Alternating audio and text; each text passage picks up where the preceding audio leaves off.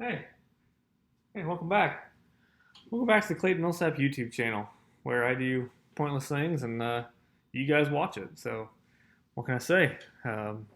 Sorry, this week's episode is very lackluster.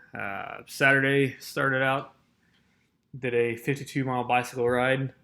It was quote unquote the burger ride. We left Greenup, Illinois, which is where I live, and rode to Moonshine, Illinois, which is a small. I don't think it really exists. I mean, it's on a map, but I don't think there's a post office there, so I don't know if it actually exists. It's a whole made up place. I don't know. They have this Moonshine General Store that is somewhat world famous for their burgers. So we rode from Greenup to Moonshine, and the plan was to head north from Moonshine to Casey. They have a place called the Burger Shack, which is probably my favorite. And then from Casey, we're gonna ride back home.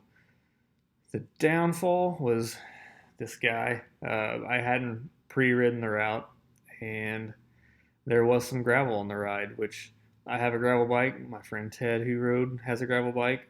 We had a guy show up, which is awesome. I'm glad he did, but I didn't expect him to be on a recumbent bike. A recumbent bike, again, to me, I didn't know, is not good on gravel. Therefore, we'd get to a gravel section and have to either slow down if there was no other way around, or we'd have to stop and get a map out and try to find another way around.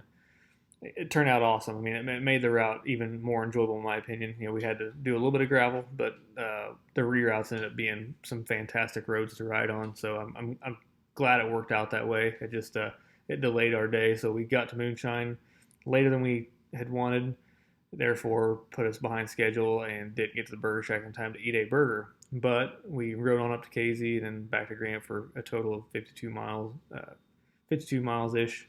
Strava's not always 100% accurate, but yeah, roughly 52 miles of riding. It was a good ride. Got the old legs working out, got a good sweat going. It was my first ride back in clipless shoes, and I only fell once. And those things they're a necessary evil, that's for sure. The power that you can generate on a bike with them is awesome, but that one time you go to stop and forget you're clipped in and try to get your foot out and it's too late, you fall over, and yeah, it happens. So that was essentially Saturday. We got done with that and had some personal things going on at evening, so there's really nothing to vlog about. I should have vlogged a little bit on the burger ride, but yeah, I messed up and didn't. I mean, it's not too exciting to watch somebody ride a road bike and eat a burger, but eh, you know, I could have got myself falling over. That would have been annoyingly epic. But anyway, Sunday I got an invite to go down to the Becktell Brothers property down in Robinson. I can't thank them enough for letting Nate and I come down and ride. They have an awesome piece of property. Uh, we go way back. Back when I was racing 85s, I remember looking up to those guys, and you know, they were, for the local guys, they were really quick. Donnie's, I think, started on the pro line on some of the GNCC stuff before, so yeah, I always looked up to Donnie. Kevin's a good smooth rider as well. He does some awesome dual sport rides. I haven't been on any. I don't have a dual sport. One of these days, I hope to, but I've seen the maps, seen the videos, seen the photos. Some epic dual sport rides for Central Illinois. Caveman's back road rides. Check it out if you're into dual sporting. But yeah, we went down there and rode. They have a good, I would say, I call it an old school cross country single track loop. It's like 8 miles, and it flows awesome. That's the first time since I've started riding again that I felt uh, similar to my old self. Got there, and I'm still riding on the Shinko 525 cheater tire. So the first loop, I didn't feel super comfortable on it. The back end of the bike felt really, really wishy-washy. You'd come out of a corner and just, you could just feel the rear end of the bike just not planted at all. I knew what it was, and I also, it's really, really dry here right now. It hasn't rained in, I'd say, close to 2 weeks. I mean, the ground's getting really, really dry. So not only was I afraid of spinning a lot with that tire and burning up the moose insert, I was also afraid of it breaking. you come into a corner and this dry and slick, you lock up pretty easy. I was afraid of starting to ripping knobs off and stuff. So we did one loop on their land and came back and got the Rabaconda out of the Sprinter van and dismounted the 525 cheater and put the AT81 Dunlop that comes on the KTM. It's something 81. I think it's AT81, something like that. Put it in a tube back on the rear of the bike, and that made a world of difference. Donnie and I both agreed that we were hauling the mail a little bit. That felt great. I did probably, I think, doing 4 or 5 total laps on that. So again, that's getting close to my old form. Donnie made the comment that he hadn't ridden like that in a while, so it made me feel pretty good that we were pushing pretty good. It was dusty. I don't care for riding in the dust so much, but I don't know. It was just clicking. I mean, it felt like not to sound too old, but the good old days. And I know there's a couple other guys there that kept making that same comment. It felt like the good old days. We had 6 or 7 guys out there, and they were all good riders. Definitely none of them were lackluster at all. All kind of keeping them the same group, but just good flow. Nothing, not a dangerous like pushing pace, but just a good, comfortable, pretty quick pace. So got some GoPro footage of that. I'll quit blabbing on here and let you watch that a little bit. Nate and I were talking about how he wants to get bark busters, and I was making comments of how they're not needed. And I'll slow it down for you, but I regret my decision. My left ring finger is not happy with me at all for my decision not to run bark busters, and also kind of cut a tree branch to my helmet weird. My next little tender back here, I pulled it pretty good, but other than that, the body's feeling great. I mean, I'm starting to feel like I'm getting in shape again. Still, I know I got a long way to go for Erzberg, but finally it's starting to click a little bit. Just taking baby steps. Riding when I can. But yeah, that's it for now. I'll quit blabbing, let you watch some GoPro, and probably narrate for you a little bit. And that's it for this week's vlog. Hopefully, my schedule's getting pretty crazy. I'll try to keep vlogging as much as I can, but I can't promise a whole lot, but I'll do what I can. Thanks for watching again. Welcome back to me blabbing on the vlog. I want to start this video with me tagging a tree with my left hand right about here. That's the theme for the week. Tagging trees, because I seem to have done it a lot this weekend. Like I said, I'm going to reiterate, Kevin Becktell got a hold of me later in the week and said that they were going to be riding at their place, and they had an 8-mile long single track loop, so he had my attention. I asked if my buddy Nate could come along because we'd planned on going to Redbird, and being that I'd been to Redbird 2 times in the last 3 weeks, not that I didn't want to go, but I didn't want to go, if you catch my drift. So I told Nate about this place. He was a little skittish at first because he's not too fond of the hard enduro stuff yet. He's still getting his wheels beneath him, if you know what I mean. So I told him about this place. I assumed it would be more of a cross-country style loop because again, the Becktell Brothers back in the day raced the District 17 Hare Scramble series with me quite a bit, and I've been friends with them on Facebook for a while. I hadn't seen anything about any hard enduro, so I assumed that it was just more of a cross-country style loop, which again was actually a pleasure to come ride. I've been focused on the hard enduro stuff the last month and a half, so to come ride a good, I guess I'd call it just an old school cross-country loop. Nothing super hard and technical, but it's flowed, man. The flow on this place was absolutely amazing. I haven't ridden something that flowed like this in a long time. Again, just getting linked up with these guys, that's Kent Moore ahead of me. He's done a little bit of racing. He's obviously a pretty good rider. He could hold his own, and ahead of him was Kevin Becktell, who, again, they look so smooth. I mean, they sit down and just wiggle through the trees. It's amazing the pace they can go. And Donnie, who he signed up for, or he started on the Pro Row for a couple of GNCCs. He's very, very quick. He's back behind me a little bit. he'll catch up, and you'll see him in a little bit later video. We did a loop together backwards around the property. But again, I can't thank the guys enough for letting us come out and play. Awesome piece of property. You know, it felt good to just lay down some laps, just get my wheels back beneath me, especially after saddleback. That was a pretty crushing blow to what little confidence I built back up. So come out here and play on the cross country loop felt great. Super nice people. Donnie's got his own business called Oil City Cycles. If you need anything, I highly recommend it. Donnie is a heck of a mechanic. He knows what he's doing. He's been around a long time. He's ridden Kawasaki, KTM, rides Beta now, Suzuki for a while. If you guys need anything, definitely look up Oil City Cycles in Robinson, Illinois. I'm pretty excited. I kind of reignited our I guess you call friendship. Again, we never really close, but we always raced together, knew each other were, and definitely a lot of respect on my end for him. So to hear he's doing his own thing, and I'm pretty excited. I can't wait to get back. As you can see, the pace was pretty good. I had a thorn bush that decided to attach itself to me, so I fell back a little bit, and I decided I was going to try to catch up pretty quick, and it worked out pretty good. I'm real happy with the pace I could carry. I again felt closer to old form there. And these guys didn't feel like doing. There's a couple log crossings they didn't feel like doing, so they kept going around. By silly me doing hard enduro stuff, I'm gonna do these log crossings. So I went a long way around and crossed this log a couple times.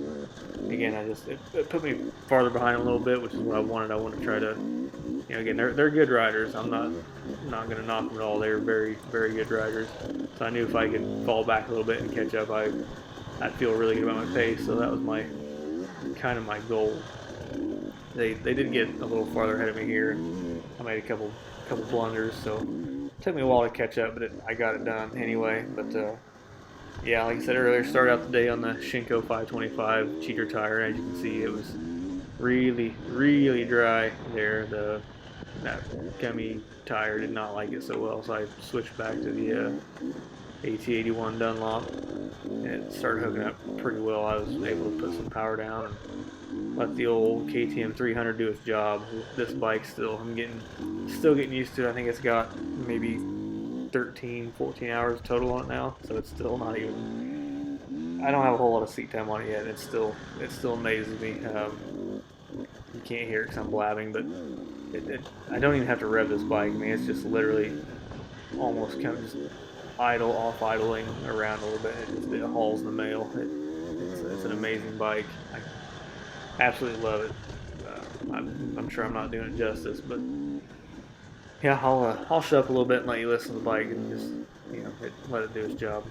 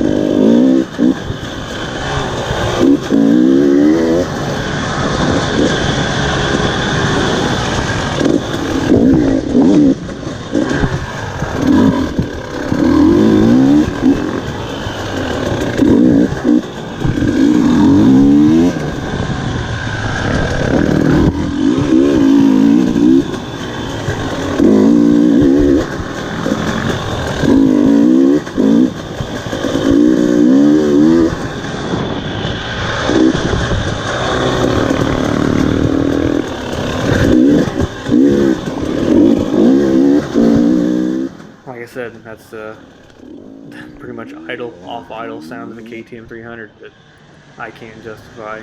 Again, the power this thing makes is absolutely unreal. It's so smooth. But hey, I'm not sure what the future of the vlog holds. Like I said, my month of October weekends are absolutely booked with life happenings. That's the the downfall of being an adult. Things get in the way of your fun hobbies here. But now I'm gonna try to keep vlogging. Like I said, it just may be off topic a little bit. I may have to resort to just doing some finally break down and do some bike talk and maybe some safety gear talk. I think I've upgraded pretty well all my safety gear from what I used to wear. So maybe talk about that a little bit. Try and show you guys what that's all about and go from there. So maybe do a Sprinter van tour, which I absolutely love the Sprinter van. I've had it a couple weeks now, but it's got some wiring gremlins I'm trying to sort out, so hopefully get that fixed and get her back to A1. Still runs and drives, just again got a few little wiring glitches we're trying to get sorted out, but again we're pushing forward. I'm super excited to keep riding. I mean, this again after this past weekend riding with Kent and the Becktell Brothers, and again I have terrible names, apologize. A couple other guys that were there. I mean, Nate. I genuinely had a blast. Again, it's stuff like this is definitely why you ride. I mean, meet some great people. I have nothing against racing, but again, at this point, I don't want to race all the time and burn myself out. That is exactly what happened last time. I mean, you go racing every weekend, and it just gets to be a job where, like right now, it's kind of nice not knowing where I'm going to ride every weekend. I mean, it's kind of a game time decision. So, I mean, I got my trail I'm building. It sounds like the Becktell Brothers are going to try to do something about every weekend, weather pending. So I'm sure I'll try to get back down there. Of course, I do enjoy Redbird. So who knows where the road's going to take us. Again, it sounds like we're heading to West Virginia in November, so that'll make some pretty good footage for you. I'm gonna try to get some awesome bike footage here coming up as well. I know the onboard gets pretty old. It's hard to self-film, but yeah, I slowed down that clip. It's like somehow that tree grabbed my helmet. It twists my neck pretty good, but here's what it is. Here's Donnie and I going backwards. He gives me a nice taste of sand. That was pleasant. Thanks, Donnie. But yeah. Anyway, I'll shut up and let the video finish. But yeah, sorry if the vlogging gets kind of old from here. For the next couple weeks, it's gonna be odd for me. Again, there's a lot of stuff going on. So appreciate you watching. Again, like, share, subscribe. Hopefully grow this channel a little bit as we get closer. I guess the big news, if you're still watching this, the big news is I did put the deposit down on the rental bike for Erzberg next year, so it's officially happening. Don't think I'm all talk and no show. I mean, it's unfortunately I've tried to do what I say I'm going to do, and sometimes it bites me in the butt. So again, looking forward to Erzberg. Appreciate you hanging in there, and see you next week. That didn't feel very good. I hit one with my right. I was like, okay, I am getting a little tired. Time to just look ahead and calm down. Yeah, I don't have wraparounds. No, you oh don't. Man, that hurt. You don't. We used to have a small grass track that went out through there, but it kind of got growed up and we didn't mess with it. Yeah. It was kind of fun because you'd be running the single track for a while. And you could go out there and do a couple of up and downs. Let her eat a little bit. Yeah, clean it out some. Yeah, it looks hazy like it could rain. That's when I came down like to the north. It was pretty dark looking. Yeah. But it didn't say it was gonna rain. So no, it's 0% chance. I think we're knocking the rest of the logs off the trail going this way. Yeah. Sticks and stuff. Yeah, I mean, there's sections where this way I like it better, but there's sections where I like it the other way better. I mean, it's just... yeah, that's because some of it was cut that direction, some of it was cut the other direction. It's just a kind of a... Yeah, I like it, man. This is a pretty sweet little setup. Oh, yeah, for being right outside the back door. Yeah, no, this is fantastic. Yeah, it's all too much asphalt. We're pretty blessed. Except when they logged this back here, they really tore it up. Yeah. That was about 4 years ago, and it's finally starting to come back. That's what I say. I mean, I can't really tell too bad now. No. No, it actually helped our trail because it made us do something different. Sure. Which was good. You got to change it up.